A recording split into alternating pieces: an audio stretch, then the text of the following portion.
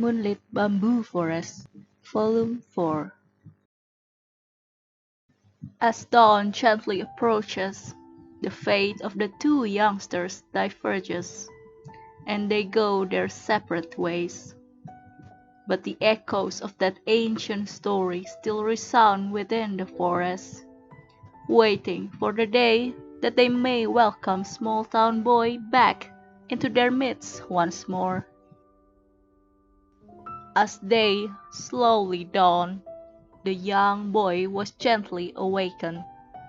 Daybreak's light silhouetted the white mist that shrouded the bamboo forest, of which tales of ghostly foxes were told, and they seemed like horse tails as they billowed this way and that.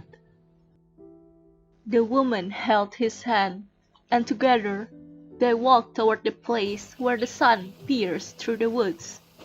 They turned left, then right, passing through undergrowth teeming with insects, clambering over slippery moss-covered stones, scaling down a gorge hidden by the shadows of the bamboo trees.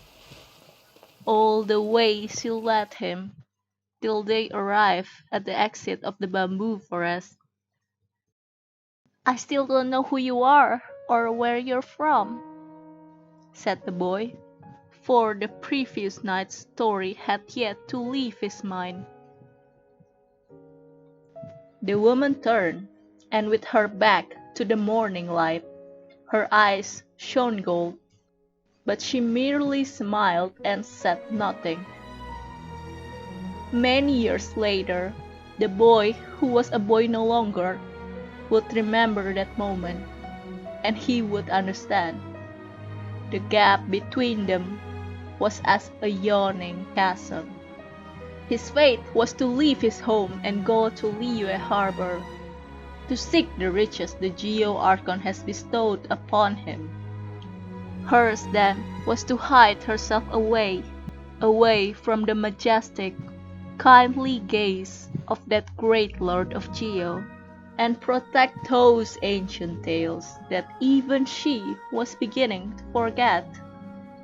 So the boy and the white-clad golden knight woman were parted.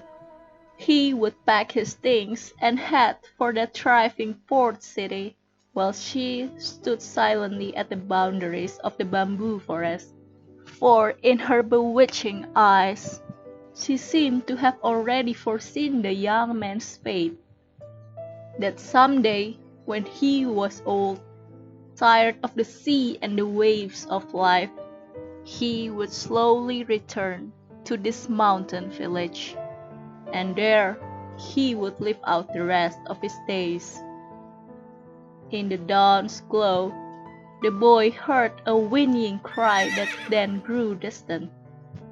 He turned and looked, and there was nothing behind him but a single strand of hair that had come to rest on his shoulder.